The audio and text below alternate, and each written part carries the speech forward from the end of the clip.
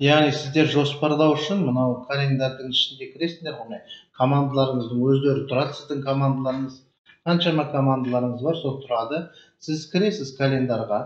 Календарды басатын болсақ, бізде календардың өзі 3 түрі бар. Осы календардың көріну түрінің 3 түрі бар. Мысалы, день, рабочий неделя. Көбінесе автомат түрде осындай рабочий неделя болып тұрады. Осы рабочий неделяға құруларыңызға болады.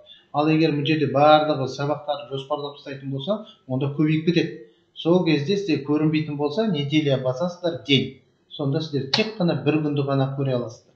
Мысалы, 18-ін көретін болса, 18 күні ертең болатын 5-ші, 11-ші сыныптар арасында жоспарланған сабақтар міне 4, 5, 7 адамдікі міне, 7 адамның жоспарланған сабағы тұр. Например, мен аламын бірінші сабақ, міне қараймыз, тағы мына жақта 7 адам тұр деген секілді. Осыларды қарастырамыз. Мысалы, мен бұл жерге жоспарлағым келсе, мен осы жерден басамын. Екінші сабақ болатын болса, екінші сабақ, немесе үшінші сабақ болатын болса, осы жерге басамын. 8:30-да, 9-да бітеді. Мен осы жерге каналды қосам.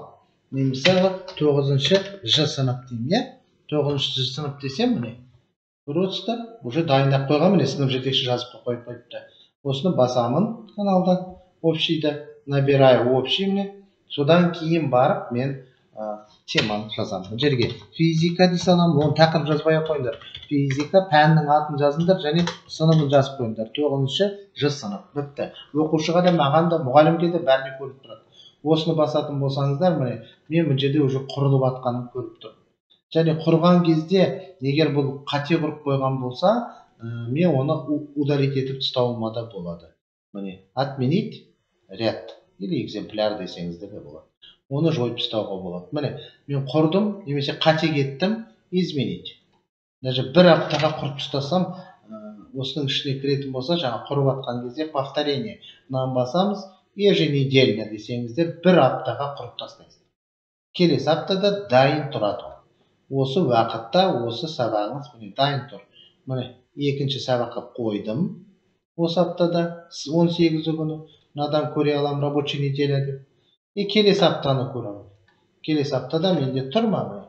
Уже келесі аптада да менде тұр. Біреу мысалы артық болатын болса, мен удалить етіп тастаймын. Яғни біз осыны көре аламыз. Осылай құра берулерімізге болады. Сонымен қатар мынау задание дегенді түсінбей жүр көбі. Задание дейміз да, біз ол басқа бір тапсырмаларды жасайсыздар. Немесе үй тапсырмасына файлы деген не үшін керек, оны тоже қарауымыз керек. Мысалы, біз ашайық команды, например, осы команданы алайық. Бірінші, мысалы, 7 жыны алайын.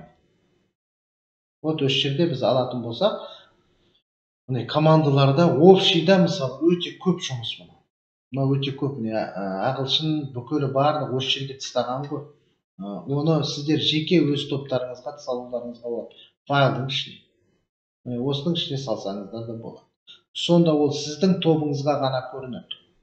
Басқа топтағы балаларға көрінбейді. Және басқа пәндерге көрінбейді. Мысалы, физиканы алатын болсам, мен файлдарды осының ішіне салып қоямын. Физика міне папка құрып қойғам. Осының ішіне әкеп презентация тапсырмаларымды қойып қоямын.